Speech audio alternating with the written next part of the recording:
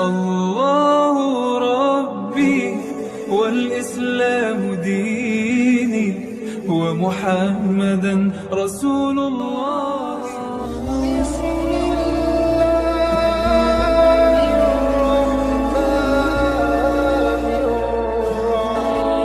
Orang tua ketika anaknya bisa menulis, orang tuanya senang. Saya menulis buku yang sudah terbit, saya kasih ke orang tua saya. Saya nggak nanya bagaimana perasaan dia, saya nggak nanya, saya kasih aja, dan dia baca. Pernah buku setebal 800 halaman saya kasih. 2 minggu kemudian saya datang lagi, dia udah baca separuhnya. Gue udah baca segini nih, separuhnya. Ibu saya sekarang 84 tahun. Dia suka membaca, nggak pakai kacamata, atau membahagiakan istri, membahagiakan anak, atau menunjukkan eksistensi diri. Kalau kita menulis itu eksis. Di grup WA siapa yang eksis? Iya, yang rajin nge-share tulisan itu eksis dia. Ada orang ngundang saya ceramah gara-gara itu, gara-gara di WA dia. Ada orang minta saya ngisi pelatihan itu karena dia baca ada sering informasi, ada tulisan, Ustadz kalau ngisi pelatihan di masjid saya bisa. Dibuatlah rencananya jadi. Itu dari menulis. Itu eksis. Pada masa Imam Ghazali masih hidup, itu kira-kira pada masanya ada nggak ulama yang lain? Ada ya, ada itu. Pada masa Imam Ghazali hidup, itu ada ulama yang lain. Tapi yang kita kenal sekarang, kenapa Imam Ghazali doang? Karena Imam Ghazali menulis, dia jadi eksis sampai sekarang. Saya mengistilahkannya belajar kepada almarhum. Belajar kepada almarhum. Orangnya udah mati, tapi kita masih belajar sama dia. Karena dari tulisan yang dia tinggalkan. Kita bisa belajar kepada Buya Hamka. Kita masih belajar kepada Sayyid Qutb. Kita masih bisa belajar kepada Sayyid Sabiq. Kita bisa belajar kepada Imam Nawawi dan seterusnya. Orangnya udah lama mati, tapi kita masih belajar sama dia. Karena dia meninggalkan karya tulis. Itu namanya eksis.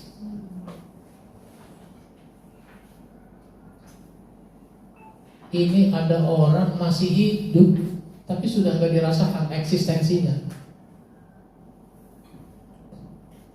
Dia kan ustadz itu. Gue gak pernah dengar ceramahnya. Ustadz dari mana dia? Gue gak pernah dengar ceramahnya. Apalagi tulisannya.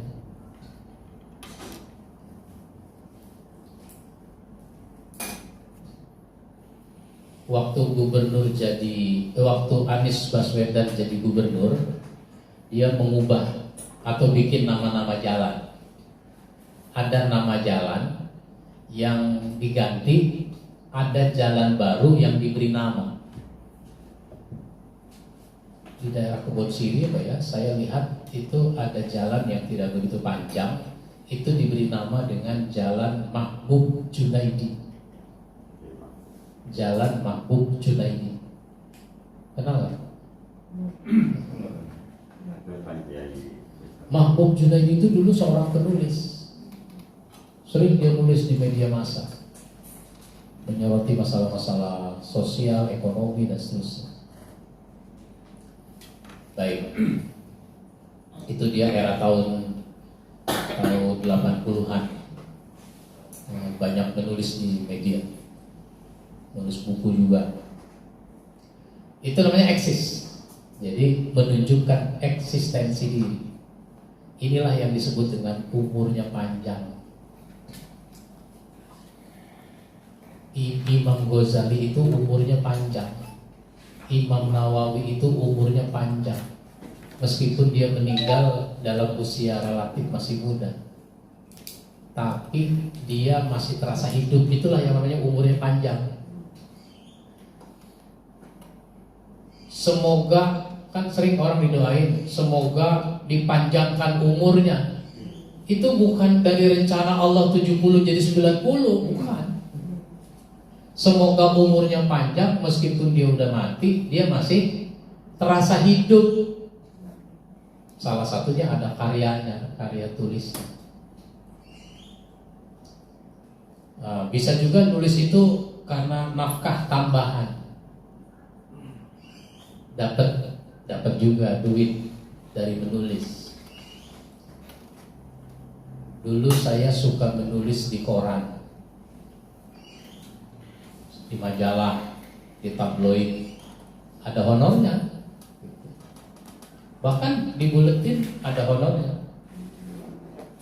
Dulu, sekarang ini susah juga dikasih honor. Gak apa-apa, gak ada honornya. Yang penting ada tulisannya. Nanti honor dari yang lain. Nah, dulu saya nulis dapat honor di koran Pelita. Itu honornya ngambil di kantornya itu, di Jalan Sudirman dulu itu. Ngambil. Jadi kalau lagi ngambil honor, ketemu juga penulis-penulis yang lain itu. Pernah ketemu sama penulis olahraga, namanya Dedi Reva begitu. Suka ngulas urusan sepak bola gitu. Ketemu sama Dedi CA, jadi ambil honor. Jadi dapat honor, dapat tambahan rezeki. Kalau nulis buku, ya dari hasil penjualan itu ada juga royaltinya.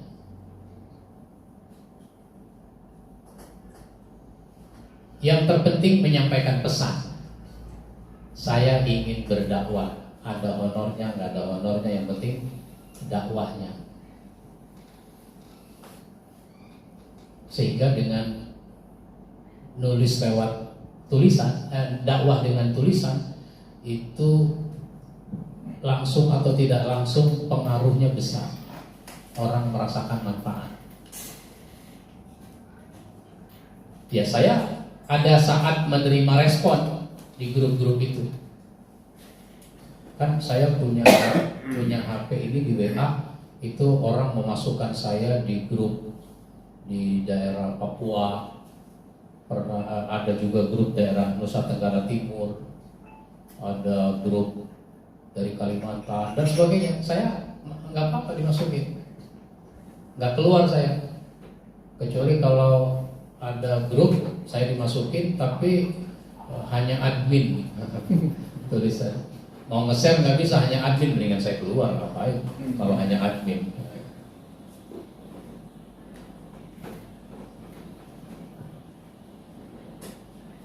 Tapi untuk mendapatkan ilmu ada khusus. Orang memang hanya admin saja di Telegram. Di Telegram, nah itu ada Robani Media Tama. Robani Media Tama. Itu ada tulisan, ada video. Untuk saya mendapat tambahan.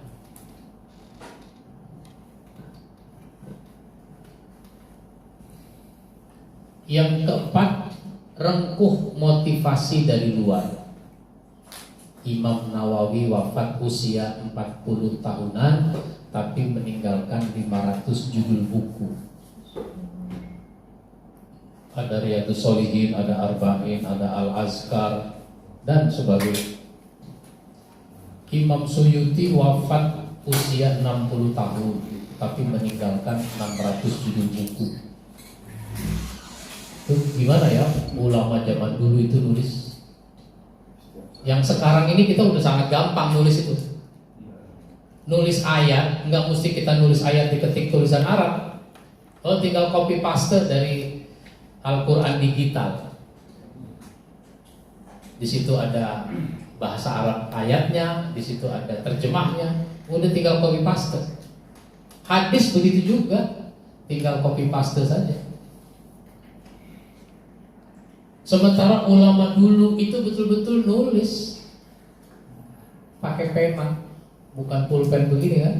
Pena dicelupin ke tinta, tulis, celupin lagi, tulis. Bahkan Ibnu Qayyim itu nulis buku namanya Madarijus Salikin. Itu dia nulis dalam perjalanan. Perjalanan zaman dulu pakai apa itu? Pakai delman. Nah, nulis di delman itu, kalau bahasa kita delman ya. Ada misalnya unta atau kuda pakai gerobak gitu, dia duduk di situ sambil nulis. Sehingga buku Madarijus Salikin itu nggak pakai referensi, nggak pakai daftar bacaan, apa yang ada di kepala dituangkan dalam bentuk tulisan. Yusuf Qaradawi itu bawa laptop, naik pesawat kemana, negara-negara yang jauh, ke luar negeri, ya dia bisa nulis di laptopnya, di pesawat enak. Ada laptop yang ukuran kecil, tinggal ketika penerbangan sudah stabil di ketinggian, nah, sudah meja udah boleh dibuka, tahu komputer situ. Baik, itu ulama-ulama dulu betul-betul nulis pakai pena. Sekarang udah enak pakai komputer, bahkan sudah bisa pakai HP. Buya Syafi'i Ma'arif itu pernah menulis di Resonansi Republika. Dia mengkritik para profesor. Profesor kan sekarang makin banyak, tapi dia kritik profesor itu. Kenapa? Nggak ada karya tulisnya. Jadi profesor kok nggak ada karya tulisnya? Ya memang alasannya karena gaji dosen tidak besar, tunjangan cuma 3 juta waktu itu. Tunjangannya 3 juta. Sekarang kata dia, tunjangan profesor itu 10 juta. Apa masih mau alasan dapur nggak ngebul? Nggak ngapa-ngapain tuh profesor, 3 juta tunjangannya, 10 juta. Sekarang mungkin udah naik lagi. Suatu ketika saya mengisi acara di Sumatera Barat, di Kabupaten Tanah Datar. Saya jadi narasumber, lalu ada juga seorang profesor jadi narasumber juga. Saya bawa buku-buku yang saya tulis saya bawa, sekalian memanfaatkan bagasi. Saya suka bawa buku 1 koper, ya, beratnya 15 atau 20 kilo gitu, bawa aja. Sayang ini bagasi nggak dimanfaatkan. Saya bawa sampai di tempat acara, buka aja gelar, taruh meja, jejer. Yang mau beli silahkan. Ini si profesor ngelihat juga tuh jejeran buku saya itu. Wah, ini buku Ustaz semua? Iya. Alhamdulillah. Saya ini profesor Pak Ustaz, tapi saya belum nulis buku, baru daftar isi juga. Baru daftar isi. Nah itu. Saya pernah ke Kabupaten Nrekang. Di mana itu Kabupaten Nrekang? Sulawesi Selatan. Di Sulawesi Selatan. Sulawesi Selatan paling ujung. Karena sesudah itu Tanah Toraja, beda kabupaten lagi. Di sebuah pesantren mengisi acara, saya bawa buku juga, gelar peserta lihat-lihat. Saya kan ada yang tidak ngerti bahasa Makassar. Ini buku karangan kita semua Pak Ustadz. Karangan saya. Iya, maksudnya karangan kita, karangan saya. Jadi rupanya orang Makassar, saya itu adalah kita. Saya itu kita, jadi karangan kita semua, karangan saya. Itu perbedaan persepsi. Selain mengkondisikan diri dengan berdamai sama alat tulis, kondisikan juga suasana. Bila tidak bisa menulis dalam suasana ramai, cari tempat yang sepi. Tapi mestinya nggak begitu kalau penulis. Di mana saja dia bisa menulis. Ya kalau dia nulis hanya dalam suasana sepi, nggak bisa dia jadi wartawan perang, nggak bisa dia jadi wartawan sepak bola. Gitu. Kita kalau habis nonton bola, ngapain? Habis nonton bola di TV gitu misalnya, habis itu ngapain? Cerita. Tidur udah gitu, udah malam tidur. Tapi wartawan nggak tidur, wartawan nulis dulu. Sekarang dalam beberapa menit saja udah muncul beritanya. Kalau dulu karena wartawan koran itu malam jam 10 baru selesai pertandingan sepak bola misalnya. Itu wartawan langsung tulis beritanya. Besok pagi kita udah baca beritanya di koran. Tapi kalau koran itu punya percetakan sendiri, wah dia sampai jam 2 juga dia masih bisa.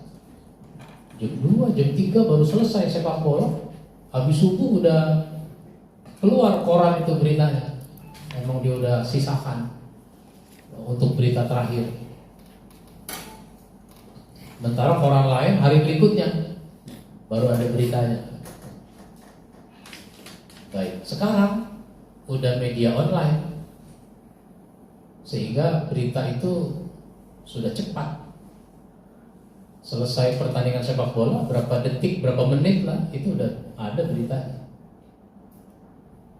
Terus berdoa. Jadi kalau kita punya kendala ya berdoa.